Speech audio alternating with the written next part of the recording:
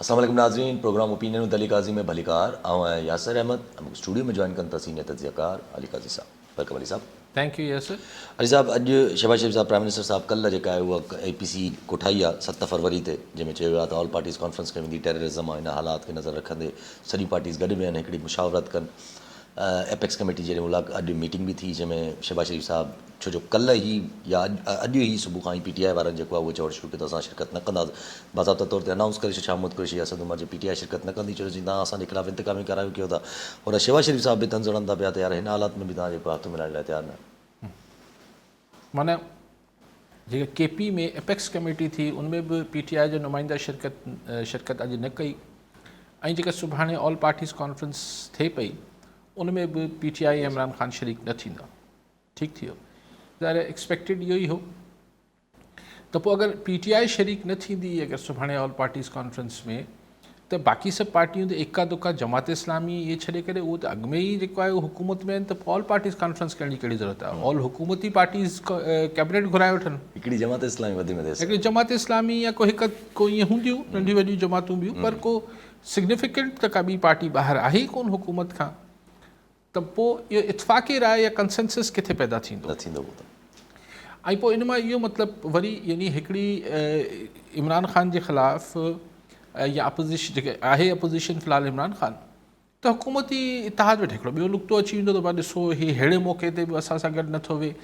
Imran Khan corona जहिड़े मसइले ते जॾहिं हुकूमत में हो त अपोज़िशन सां न वेठो त हींअर वञी किथे वेहंदो. जी हा. हुन वटि इमरान ख़ान खे पंहिंजो जेको पॉलिटिकल उनजी सपोर्ट आहे उहो उन वटि इमरान ख़ान लाइ इहो यू टर्न वठणु बिने ॾुखियो आहे त हू वञी शहबाज शरीफ साहब सां, आसिज़ अली साहब सां, हिननि सां हुननि सां गॾु जेको आहे फ़ोटो सेशन करे हिकिड़े इजलास में वेहे. दुनिया में सियासत में सभु कुझु थींदो आहे, ऐं इवन जिथे जंग थींदी आहे उते बि मुज़ाकरात थींदा आहिनि. हींअर PTI जी हुकूमत में ई TTP सां बि ॻाल्हियूं थियूं पे. जी हा. पाण इमरान ख़ान चयो त थियणु घुरिजनि.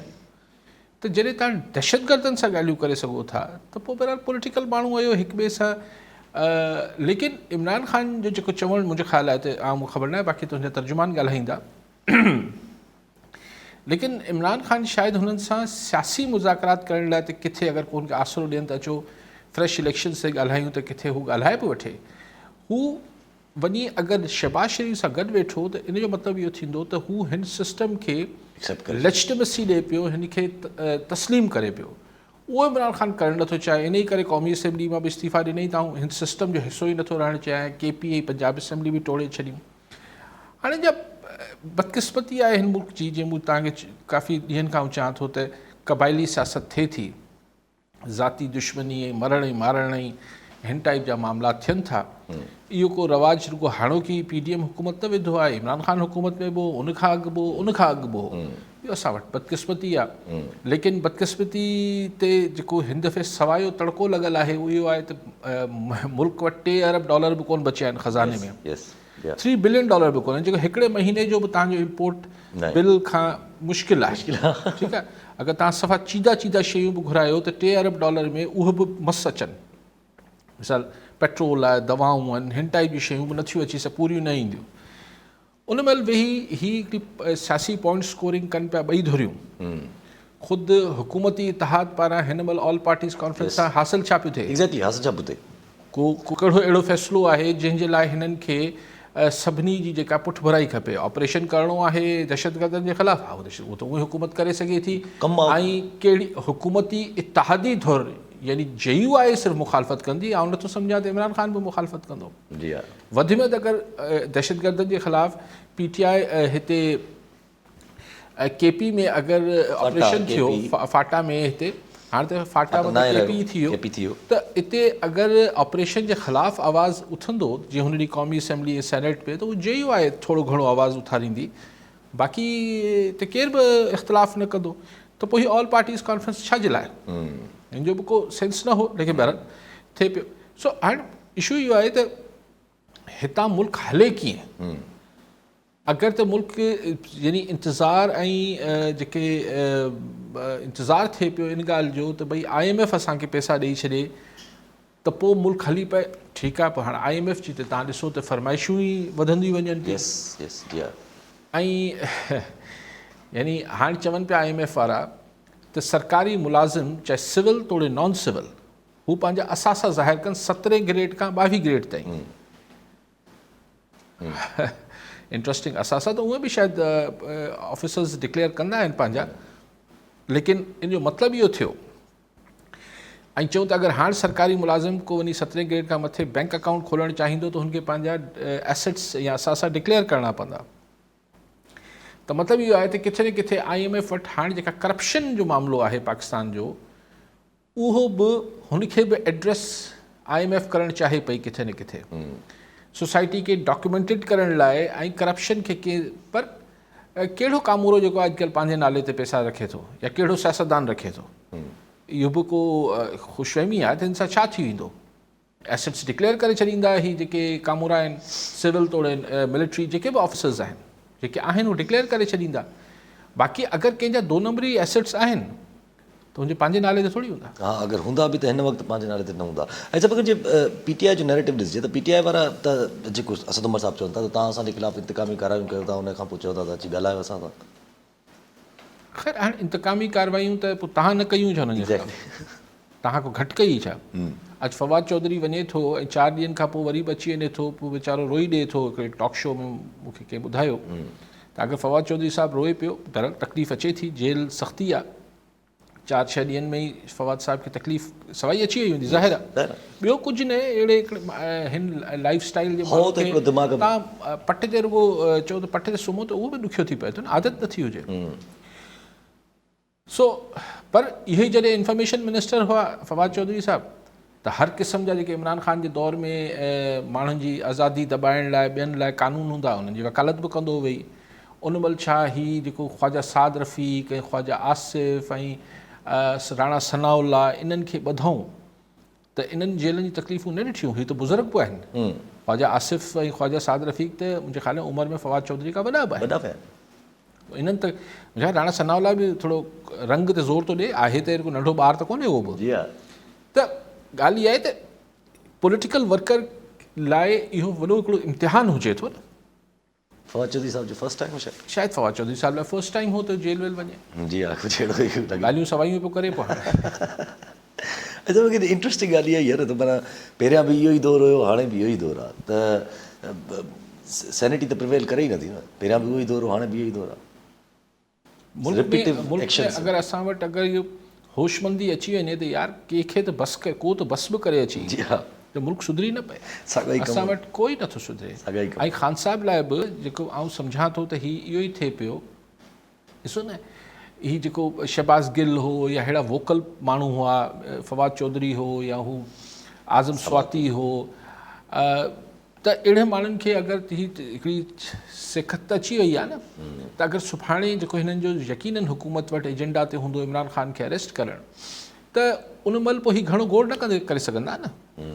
एक्चुअली PTI जो जेका सॼी फॉर्मेशन आहे ऐं हुनजी जेका सपोर्ट बेस आहे, उहो लठ भाटे में ऐं जेल ऐं हिननि मामलनि में कोन्हे को एतिरी हुनजो तजुर्बो कोन्हे, माना हुनजी का ट्रेनिंग ई न थियल आहे। जी हा, अॼुकल्ह त ख़ैर ॿियो पॉलिटिकल वर्कर बि जेको आहे उहो सहूलियत पसंदि थी वियो आहे, कंहिंखे बि लठ भाटे जी सियासत न करणी आहे। लेकिन इहो आहे त PTI वारो त मुर्गो जेको आहे उहो थोरो ईअं नाज़ुक नफ़ीस क़िस्म जो वर्कर आहे। उहो रुगो नारा वारा हणाए वठो, फेसबुक ते ॻाल्हाए वठो, ट्विटर ते कराए वठो, बाक़ी हीउ जेको सिधो झड़ो अची वञे थो। जी हा, त कल्ह जॾहिं इमरान ख़ान खे ॿुधो त बहुत बड़ी तहरीक चलाने पे मुझे मजबूर न करे, मूं दिलि में सोचियो मता ख़ान साहिबु माण्हू मुश्किल निकिरंदा ई।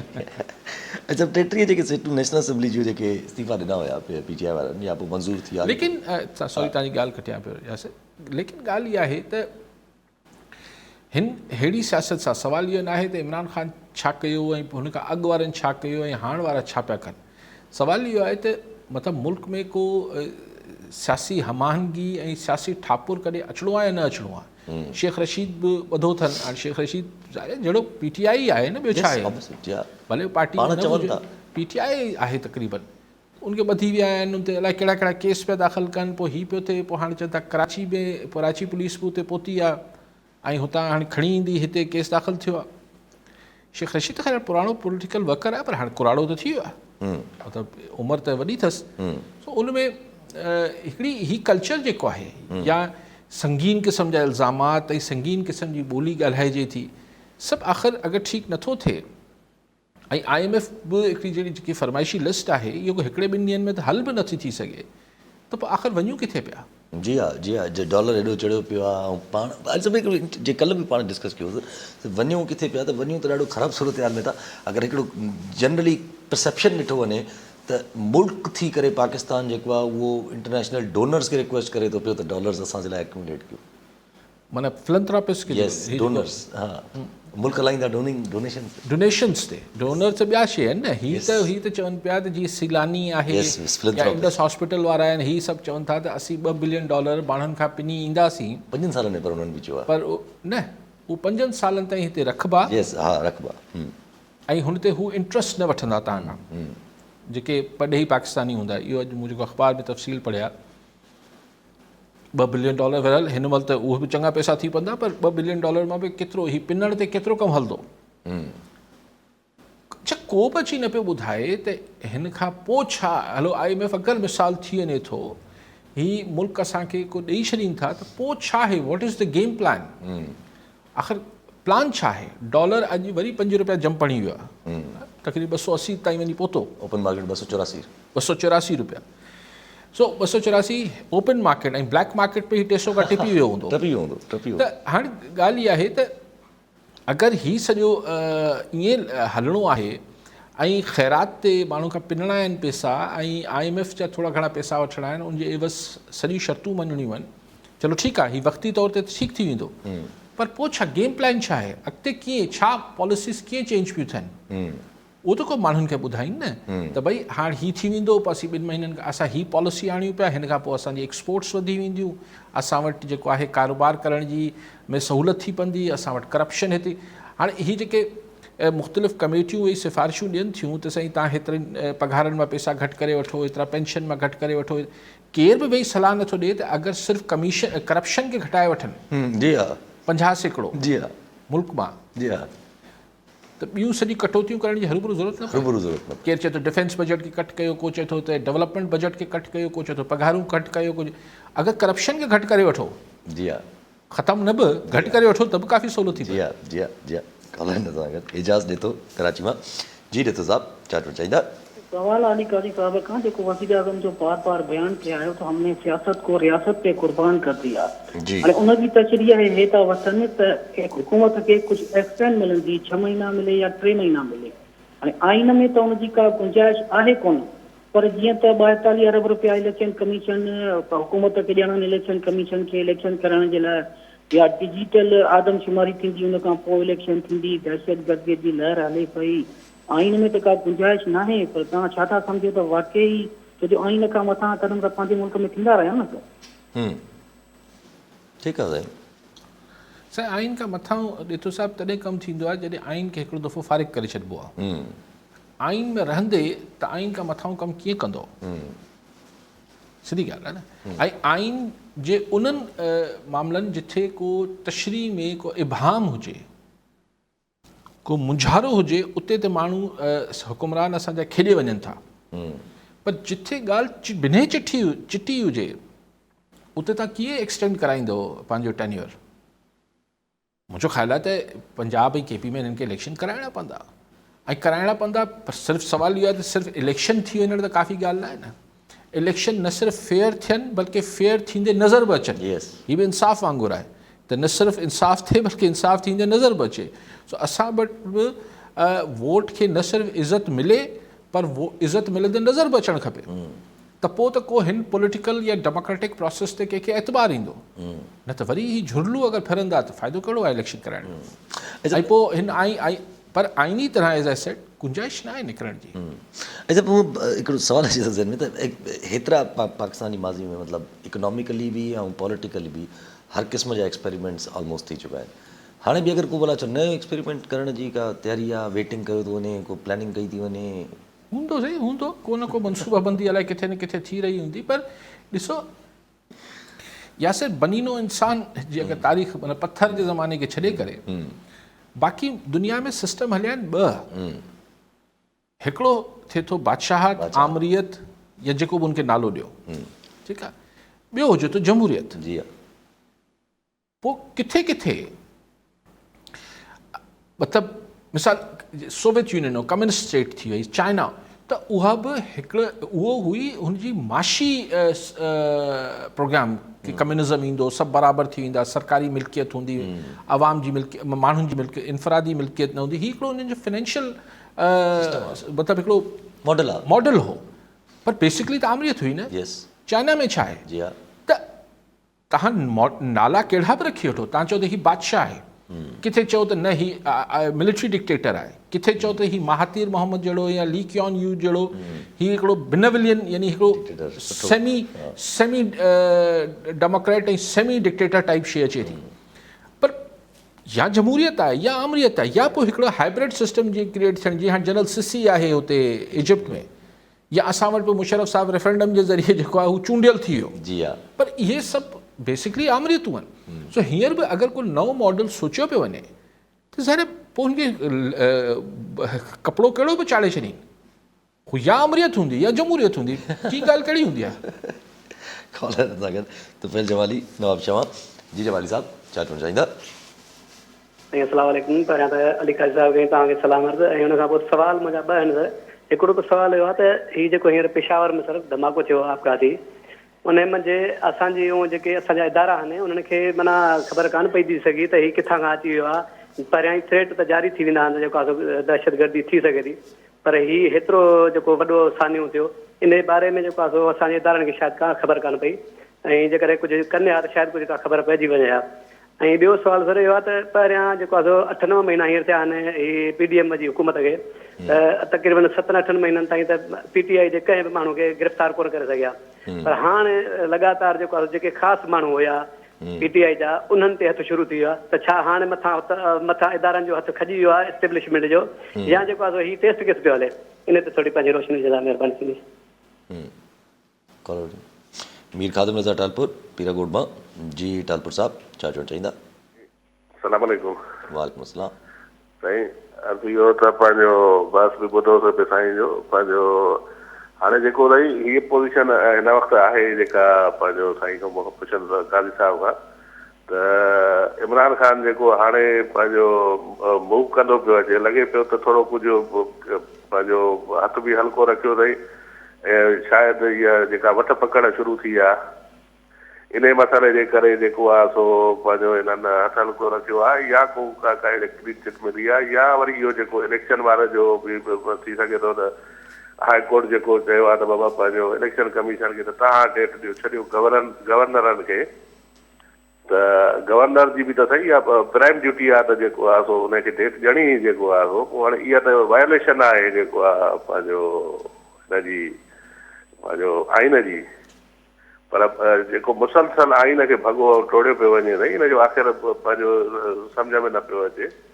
हाणे वरी चवंदा त IMF वरी ॿियो शर्त रखी छॾियो अथनि त वधीक बजट इहो पंहिंजो हिननि ते माण्हुनि ते इहे हणो, GST बि हणो, जेको आहे 17-18% बि हणो, ऐं उन खां पोइ वरी साईं पंहिंजो शर्त चवनि था त इहो बि रखियो अथऊं त इमरान ख़ान खां बि इन ते सही करायो त जेकॾहिं सुभाणे उन जी गवर्नमेंट थी अचे त वरी इहे मसइला वरी असांजा पोइते न हलिया वञनि।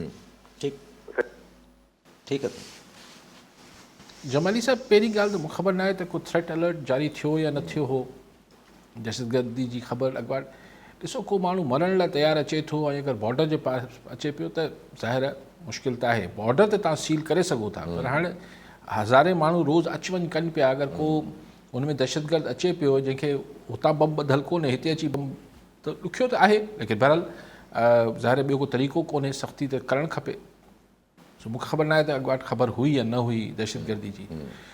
साईं ॻाल्हि कई त साईं ॿी ॻाल्हि कई त PDM हाणे गिरफ़्तार थी करे, न साईं हाणे कीअं शहबाज़ गिल त फ़ौरन गिरफ़्तार थियो, हुन टाइम ते गिरफ़्तार थिया हुया। आज़म स्वाती बि, अगरि तव्हांजो इशारो ही मुक़ररी सां आहे त उहो पहिरीं बि आज़म स्वाती बि उन दौर में गिरफ़्तार थी वियो, इहे न? जी हा, जी हा, उन्हनि डायरेक्ट अटैक कयो हिननि बि कयो। सो इहो बहरहाल हिन महिल त हू डायरेक्टली अची विया आहिनि PTI वारा त भई इस्टेब्लिशमेंट जेको आहे असांजे ख़िलाफ़ु एक्शन वठे पई, बाक़ी अॻु में बि कार्रवाइयूं त थी रहियूं हिननि जे ख़िलाफ़ु, हिननि जे ख़िलाफ़ु केसिस बि ठहिया पे, पर हाणे थोरी तेज़ी अची वई आहे। संदसि जेका मुबैना धीउ आहे इमरान ख़ान जी, उनजो बि केस हले पियो। ऐं हीअ सभु मामला थियनि पिया, तोशाखाना बि हले पियो, फॉरेन फंडिंग बि उनमें बि चयो अथनि केस हलायो, त थोड़ी सख़्ती त सवाई अची वई आहे इमरान ख़ान ते, उहो त पंहिंजी जाइ ते, पर इस तरह तो होता है इस तरह के कामों में। जी हाँ, जी हाँ, ऐं बाक़ी जेका ॻाल्हि मीर साहिब कई त वट पकड़ लगी पई आहे शायदि इमरान ख़ान साहिब इन करे हथ कीअं थधो कयो अथसि, कल्ह ख़त लिखियो अथसि प्रेसिडेंट खे। ॾिसो न, जिथे हथु हिनखे हल्को करणु खपे उते त करे कोन पियो। ऐं बाक़ी हाणे ज़ाहिर आहे हू रोज़ क़ौम सां ख़िताब करे बि छा ॻाल्हाए, ऐं शयूं हू चए पियो, थ्रेट करे पियो त वरी माण्हुनि में वेंदसि। हाणे हिकिड़े पासे चए थो तहरीक हलाईंदसि या इलेक्शन मुहिम बि। ॾिसो वॾो हिकिड़ो सुवालु आहे यासिर साहिबु, ऐं तमामु पेचीदा ऐं संजीदा सुवालु आहे त इमरान ख़ान खे जेको आहे उहो ज़ाहिर आहे हीअ जेको KP में ऐं हिन में पंजाब असेंबली में या अलाए साईं छा चयो त अदालत गवर्नर खे चयो आहे त न साईं अदालत जी साईं चयो त कॉन्स्टिट्यूशन खे ईअं लताड़ियो वेंदो त ज़ाहिर इलेक्शन त थींदा न, त इलेक्शन थींदा त इमरान ख़ान पाण जलसनि में ईंदो। हाणे सुवाल इहो आहे त सिक्योरिटी जो छा इशू थींदो। हिकिड़ो हमिलो त थियो इमरान ख़ान ते, पर हाणे इमरान ख़ान उहो इल्ज़ाम शख़्सियतनि जे इल्ज़ामनि खे पाण पासीरो रखूं था। उहो त भई फलाणो मूंखे माराइणु चए थो, लेकिन ॻाल्हि इहा आहे त बहरहाल इमरान ख़ान हिकिड़ो टारगेट त थी वेंदो न मुल्क में, ख़ुदा न ख़ास्ता हिकिड़ी अफ़रा तफ़री क्रिएट करण लाइ। जी हा, हिकिड़ो वॾो टारगेट त क्रिएट थी वेंदो, त इहो ख़ुदि वॾो चैलेंज हूंदो त इमरान ख़ान जेको आहे उहो हिन मुहिम खे हलाईंदो। इहो वॾो चैलेंज हूंदो सिक्योरिटी इदारनि लाइ, सभिनी लाइ। मीर एजाज़ टालपुर टंडो जामो हूंदो।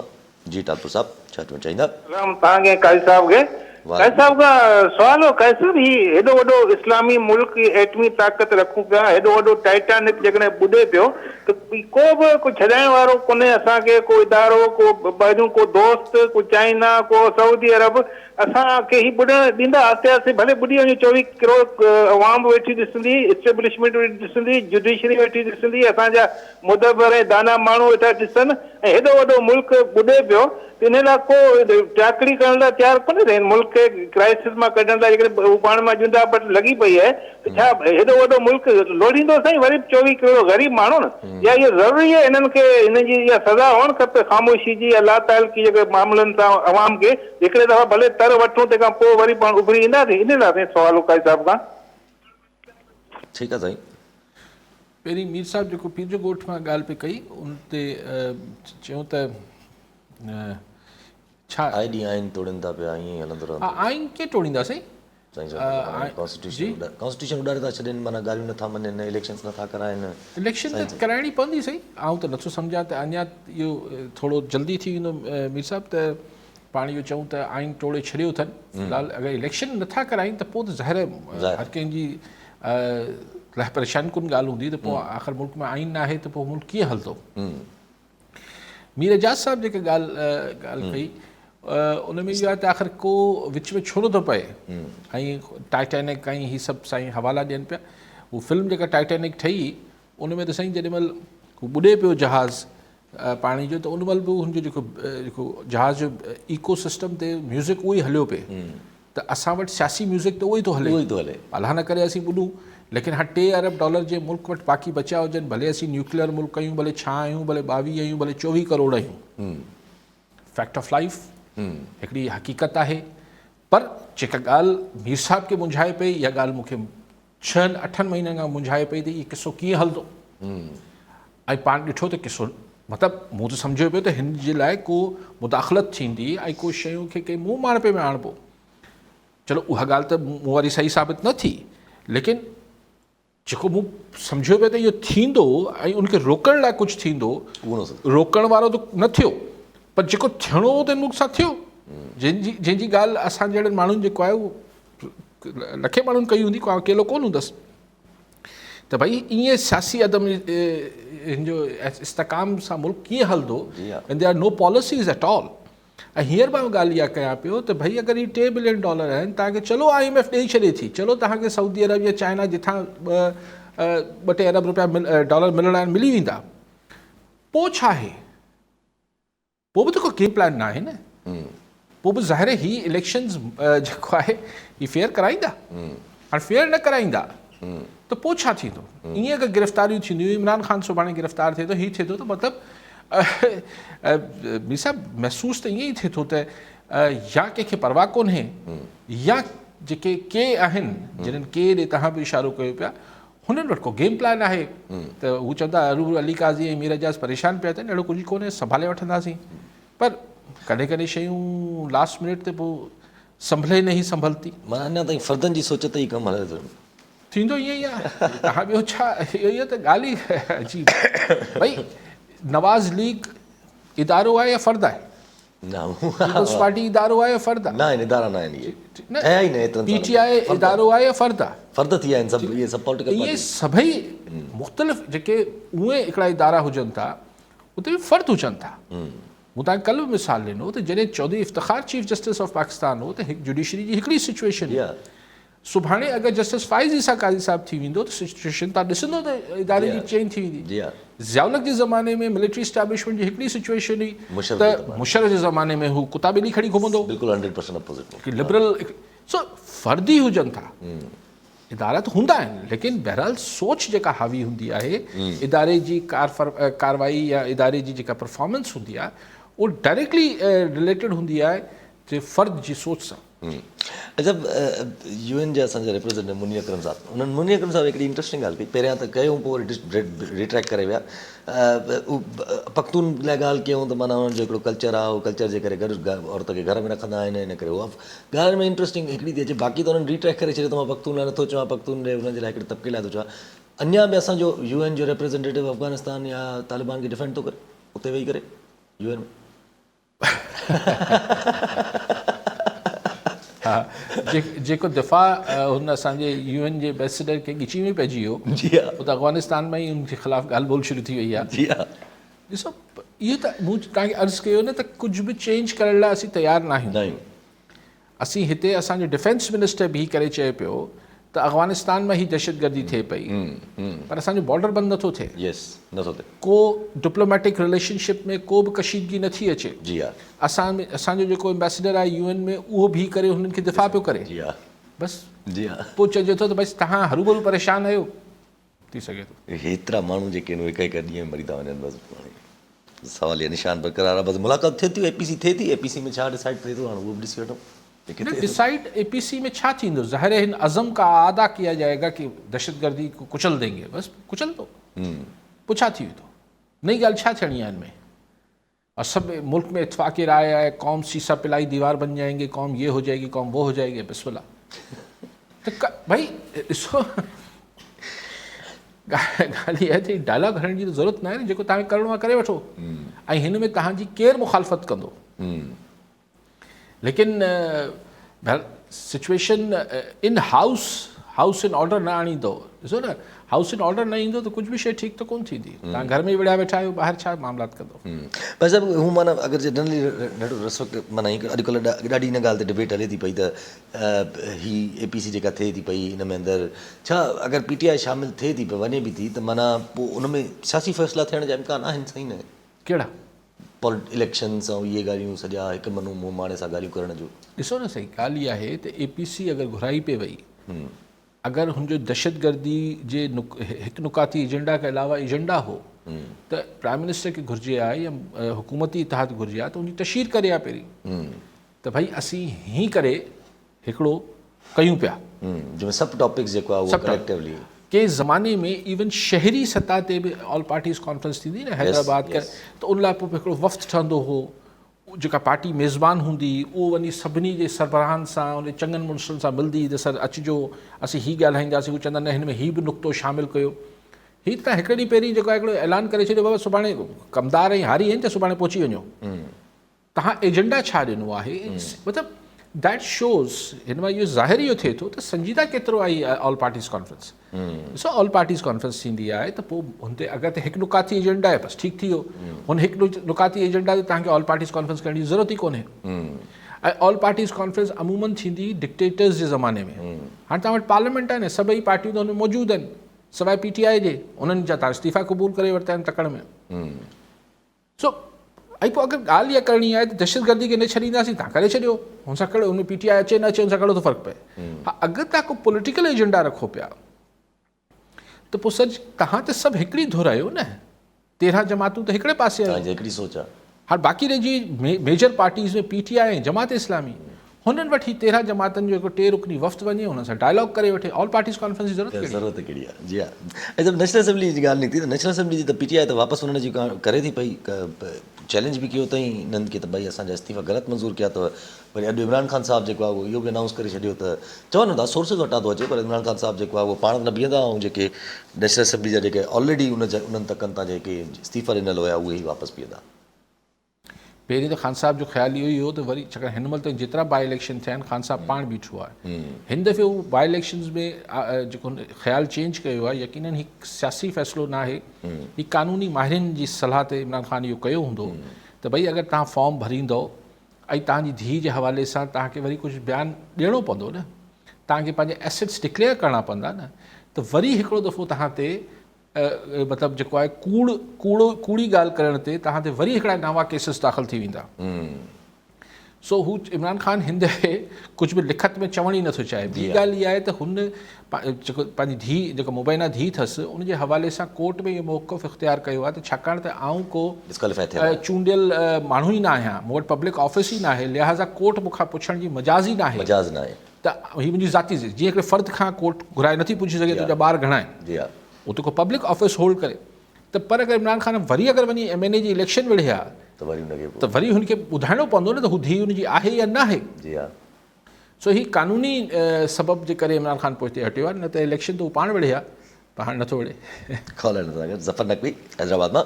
जी नक़वी साहब क्या कहना चाहेंगे? अस्सलाम वालेकुम बेटा यासिर, मोहतरम अली काजी भाई, आपको सलाम हो, सलामत रहें, खुश रहें। सर 70 और 71 में जो हालात नजर आए थे भुट्टो साहब के दौर में, मुझे याद है अच्छी तरह, इसी तरह एक दूसरे से दूर थे, मुतनफ़िर थे, पॉलिटिशियन से सब मिलना नहीं चाहते थे, और यानी बस वो फिर खींचते खींचते फिर वो माशाल्लाह लग गई, और माशाल्लाह के बाद तवील अरसे तक चलता रहा वो सिलसिला, पाकिस्तान टूट गया। 77 में भी ऐसा ही हुआ। मैं समझता हूँ वो रिपीट नहीं हो रही काजी साहब, तारीख हमारे मुल्क की बिल्कुल हम ऐसे किनारे पे खड़े हैं, एक पॉलिटिशियन के अगेंस्ट सब हो गए हैं, वो कराची में भी केस बन रहा है शेख रशीद पे, उसके साथ जो भी खड़ा उसे निशान इबरत बना रहे हैं। मलूकियत से डिक्टेटरशिप से बड़ा एक वो हैरासमेंट फैला रखा है लोगों को, मुल्क के हालात पेट्रोल है नहीं, पता नहीं कहाँ जा रहे हैं, क्या हम अपने आप खुदकशी तो नहीं कर रहे, कहाँ जा रहे हैं हम?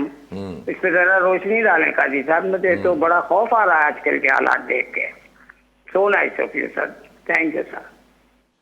नकवी साहब थोड़ा सा तारीख में आप शायद थोड़ी सी मैं करेक्शन कर लूँ कि 70s में तो माशाल्लाह ही था, अयूब खान के बाद फिर यहिया खान ने कंटिन्यू किया था, सिविलियन दौर तो आया नहीं था। भुट्टो साहब फॉरेन मिनिस्टर ज़रूर थे लेकिन वो सिविलियन हुकूमत नहीं थी।